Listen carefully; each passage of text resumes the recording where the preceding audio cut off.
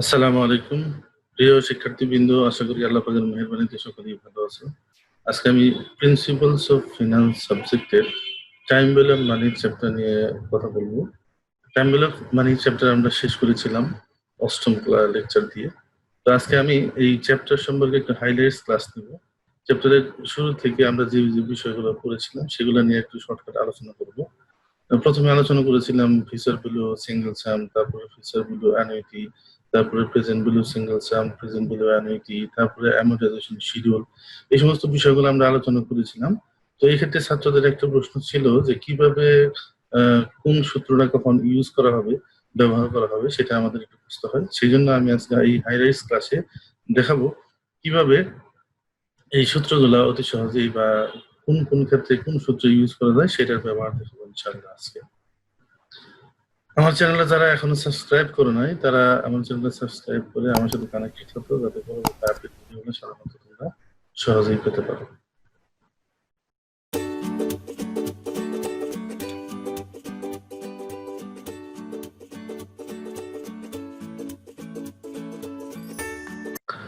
প্রথমেই আমরা দেখব কিভাবে ফিউচার ভ্যালু সিঙ্গেল সাম আমরা ইউজ করব এবং বুঝবো। ডাক পরে কিভাবে জানবো যে এটা ফিউচার ভ্যালু সিঙ্গেল সাম।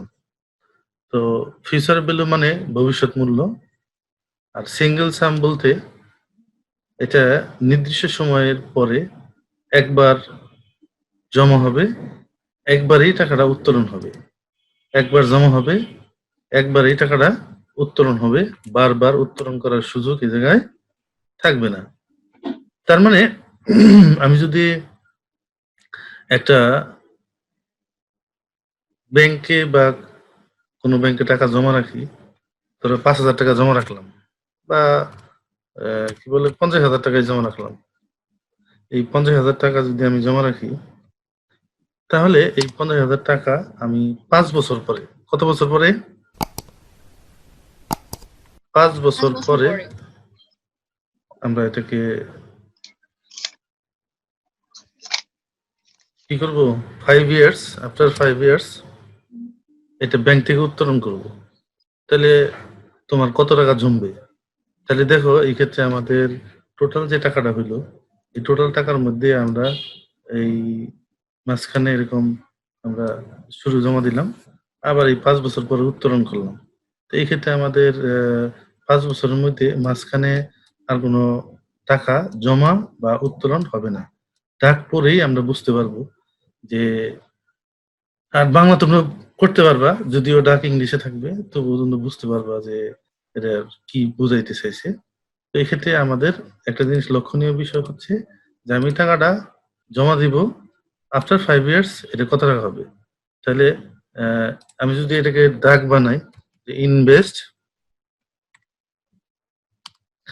টাকা 50,000, হ্যাঁ, after 5 years how much money,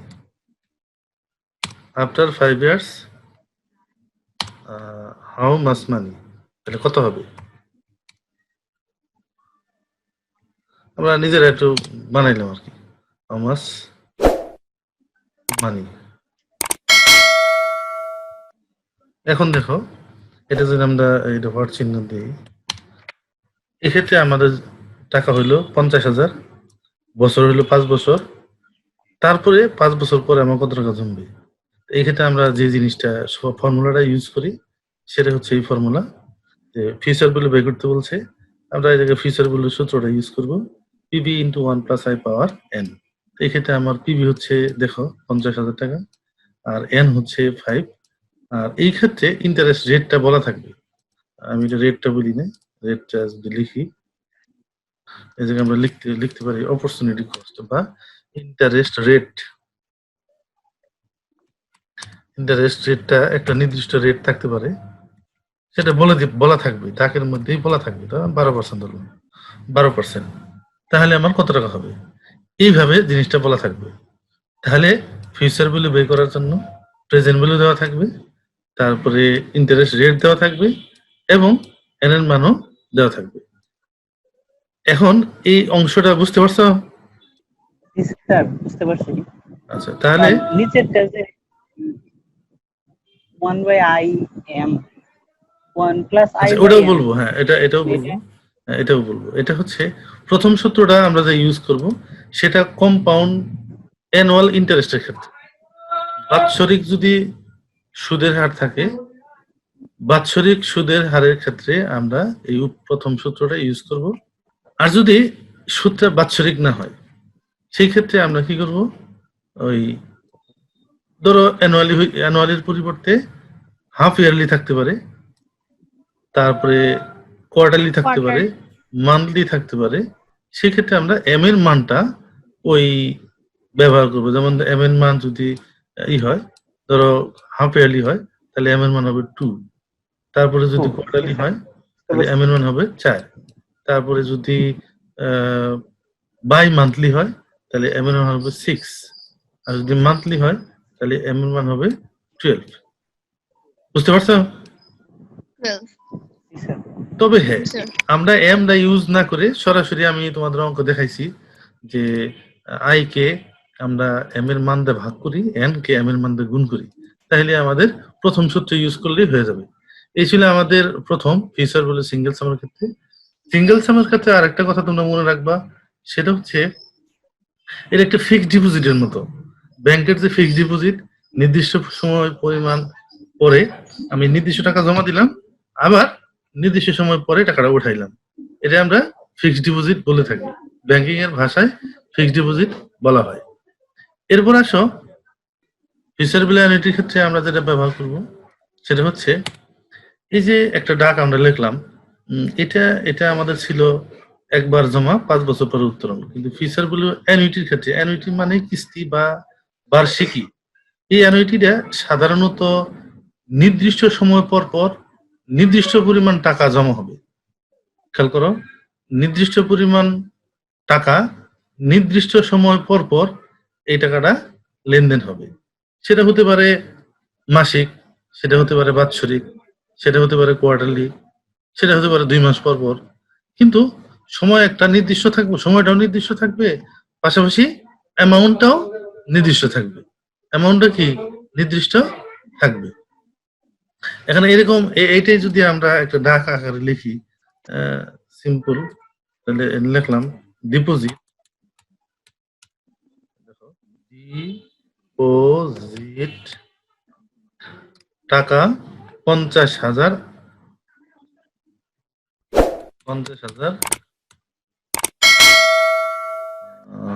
every year. 50,000 কি এভরি ইয়ার আমি লিখে দিলাম, এভরি ইয়ার। তাহলে ফর 5 ইয়ার্স, মানে প্রত্যেক বছর জমা হবে কত বছরের জন্য? 5 বছরের জন্য। আমরা 5 বছরের জন্য প্রত্যেক বছরে যদি 50,000 করে জমা দিই, তাহলে কি পরিমাণ টাকা হবে? ইন্টারেস্ট রেট আমি ওইটাই ধরলাম, 12%ই ধরলাম। তো এই ক্ষেত্রে দেখো জমাটা হচ্ছে এভরি ইয়ার, টাকাটাও সম পরিমাণ। তাহলে 50,000 টাকা এভরি ইয়ার, দুইটা জিনিস আমি যেটা বলছি, সম পরিমাণ টাকা নির্দিষ্ট সময় পর পর। তো এভরি ইয়ার বাদ দিয়ে আমার এভরি মান্থ হইতে পারে। আমি একটু অবলিক দিয়ে বোঝাই দিই জিনিসটা। এভরি মান্থলি হতে পারে, এভরি মান্থ, অথবা এই ক্ষেত্রে একটা থাকতে পারে এভরি, এভরি শব্দটা আমি কেটে দিই, অন্যভাবে লিখি। যেমন ধরো ইয়ারলি লিখলাম, ইয়ারলি, আর এটা হচ্ছে মান্থলি, দেখো মান্থলি। এরকম ভাবে আমরা লিখলাম কোয়ার্টারলি, কোয়ার্টারলি। এইভাবে নির্দিষ্ট সময় পর পর আমাদের এটা বলা থাকবে। কি পরিমাণ ডিপোজিট করলাম সেটাও বলা থাকবে, কত সময় পর পর জমা দিলাম সেটাও বলা থাকবে। তবে হ্যাঁ, এই ক্ষেত্রে যে জিনিসটা থাকবে যে জমাটা প্রত্যেক বছরের শুরুতেও হতে পারে, শেষেও হতে পারে। আই মিন যে টাইমটা বলা থাকবে সেই টাইমের শুরুতেও হইতে পারে, শেষেও হইতে পারে। যেমন ধরো শুরুতে যদি হয় তাহলে আমরা এই দ্বিতীয় সূত্র ইউজ করি। আর যদি কি বলে প্রত্যেক বছরের শুরুতে বা টাইমের শুরুতে হয়, তখন আমরা কি এই দ্বিতীয় সূত্র ইউজ করে থাকি, প্রথম সূত্র ইউজ করে থাকি। লেখা আছে ব্র্যাকেটের পাশে for end of the year, আর আছে for beginning of the year. বুঝতে পারছো? এখন এই ক্ষেত্রে লক্ষণীয় বিষয় হলো যে অনেক সময় ফিউচার ভ্যালু বের করতে বলে, আবার অনেক সময় এর মানে বের করতে বলে। তো এখন তোমাকে প্রশ্ন বুঝতে হবে যে ফিউচার ভ্যালুটাই আমার দেওয়া আছে, এর মানটা অনেক সময় বের করতে বলে। অধিকাংশ অঙ্কেই এর মান বের করতে বলে, তখন ফিউচার ভ্যালু দেওয়া থাকবে। তো ফিউচার ভ্যালু যদি দেওয়া থাকে সেক্ষেত্রে আমাকে এই ফিউচার এই জায়গায় মান বসাইয়ে এটা হওয়া টাকাটা রাখবা আর বাকি সবগুলোর মান বসাবা, তাহলে অঙ্ক হয়ে যাবে। তো এক্ষেত্রে লক্ষণীয় বিষয় হলো যে তুমি যদি এন্ড অফ দ্য পিরিয়ডে বা এন্ড অফ দ্য পিরিয়ডে জমা হয় তাহলে এই প্রথম সূত্রটা ইউজ করবা, আর যদি end of the beginning of the ইয়ারে হয় তাহলে দ্বিতীয় সূত্র ইউজ করবা। প্রথম সূত্রের সাথে দ্বিতীয় সূত্রের যে পার্থক্য সেটা শুধু 1+i একটা অতিরিক্ত বসানো হয়েছে, প্রথমটায় থাকবে না, পরেরটায় থাকবে। এতটুকু ব্যবহার করলে আমরা ফিউচার ভ্যালু অ্যানুইটি ব্যবহার করতে পারবো। বুঝতে পারছো? Yes, sir. তাহলে গেল Sir. ফিউচার ভ্যালু সিঙ্গেল সাম এবং ফিউচার ভ্যালু অ্যানুইটি সেম ভাবে একবারে সেম প্রেজেন্ট ভ্যালু সিঙ্গেল সাম এবং প্রেজেন্ট ভ্যালু অ্যানুইটি। এটার আর গতিবেগ বই পাইতে হবে না, কষ্ট করতে হবে না, শুধুমাত্র এই জায়গায় বুঝতে হবে কি বের করতে বলছে। যদি এই ক্ষেত্রে এই দুইটার মধ্যেই আমার ফিউচার ভ্যালুর অ্যামাউন্ট গুলো বলা থাকবে, দেওয়া থাকবো, আর ওই প্রেজেন্ট ভ্যালুর ক্ষেত্রে প্রেজেন্ট ভ্যালুর অ্যামাউন্টটা দেওয়া থাকবো বা বের করতে বলবে। তো find out the future value, তখন আমরা বুঝবো এটা ফিউচার ভ্যালু বের করতে বলছে। আবার যদি বলে find out the present value, তখন বুঝবো যে প্রেজেন্ট ভ্যালু বের করতে বলছে। এই যে দেখো এটা হচ্ছে প্রেজেন্ট ভ্যালু সিঙ্গেল সাম। তো প্রেজেন্ট ভ্যালু সিঙ্গেল সামের ফর্মুলা এরকম হবে, present value equal to FB divide by 1 power n, 1+i power n। তো এই ক্ষেত্রে আমরা শুধুমাত্র ওই একই ফর্মুলা ইউজ করব, একই ভাবে জিনিসটা দেখব। হ্যাঁ, তোমাকে ফলো করতে হবে যে এই টাকাটা একবার জমা আর একবার উত্তোলন। প্রেজেন্ট ভ্যালু বের করতে বলবে যে 5 বছর পরে তোমার 5 লক্ষ টাকা দরকার, এখন তোমার কত টাকা ব্যাংকে জমা রাখতে হবে। তাহলে 5 বছর পরের একটা অ্যামাউন্ট বলা আছে, বর্তমানের অ্যামাউন্টটা তোমাকে বের করতে বলতেছে। তখন তুমি কি করবা, ফিউচার ভ্যালু মানটা বসাবা, তারপর 1+i, এর মান তো দেওয়াই থাকবো, n এর মানও বলা থাকবো, 5 বছর বা 6 বছর 7 বছর 10 বছর যাই থাকুক এইভাবে বলা থাকবে, তাহলেই হয়ে যাবে। অনুরূপভাবে প্রেজেন্ট ভ্যালু অ্যানুইটির ক্ষেত্রেও আমরা একইভাবে দেখব, শুধু প্রেজেন্ট ভ্যালু বের করতে বলবে।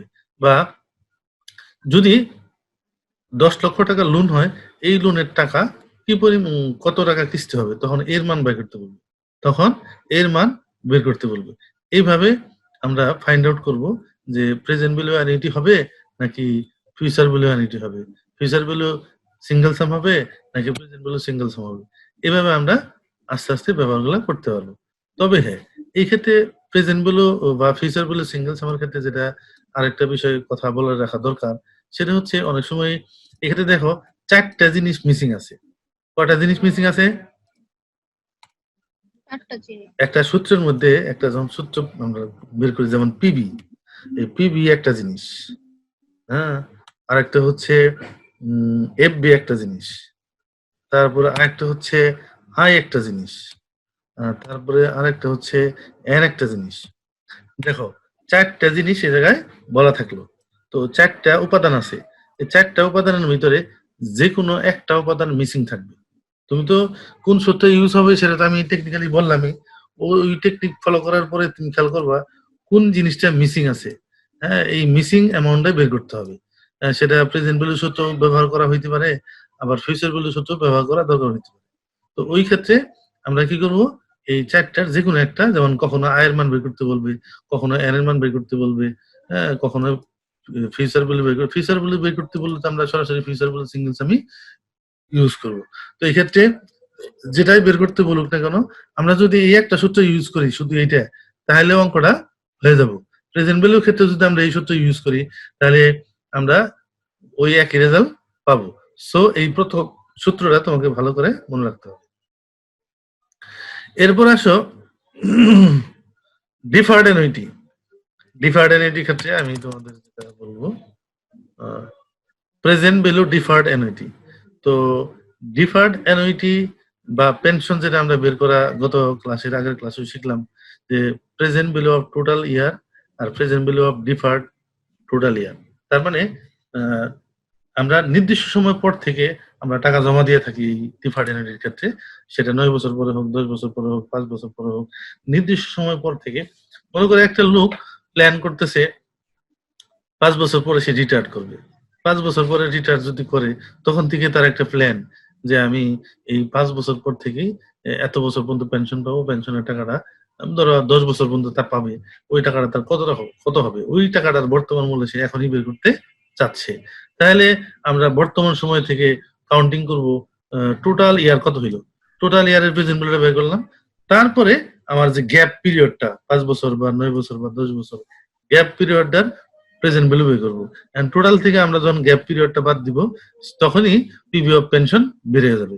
আমরা এর আগেও শিখছি যে একটা অঙ্কের মধ্যে ছিল exactly 10 years from now.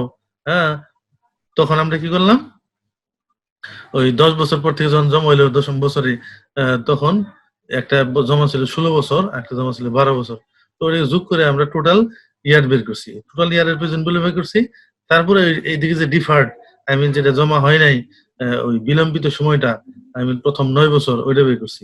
Total থেকে যখন 9 বছর বাদ দিছি, তখন আমার পিভি অফ পেনশন বের হয়ে গেছে। বুঝতে পারছো?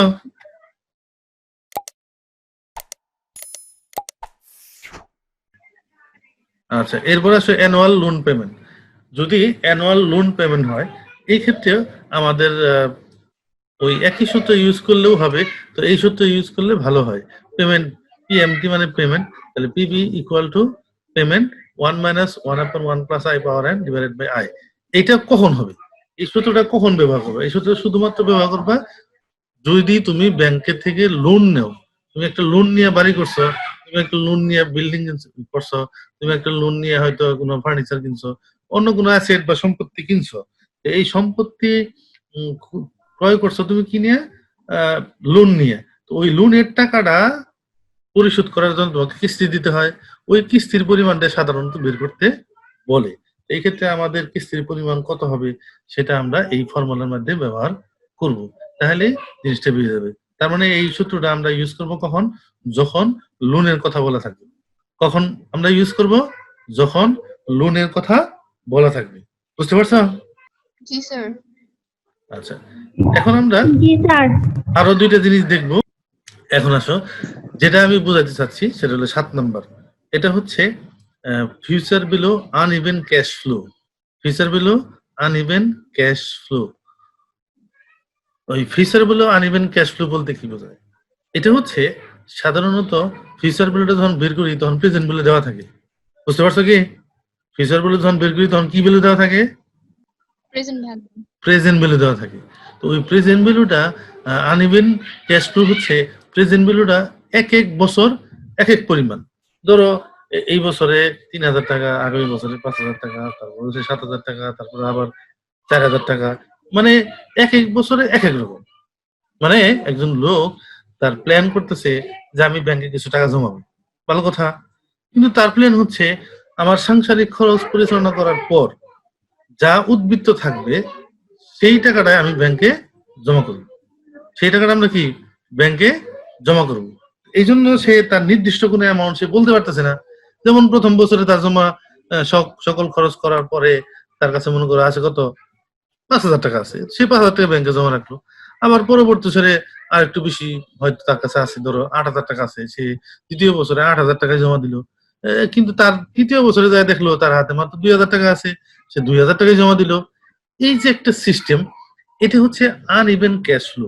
এই জমা হওয়ার পরে যে টাকাটা হবে সেইটার আমরা যদি ফিউচার বলে বের করতে চাই, তাহলে এই সূত্রটা আমরা ইউজ করব।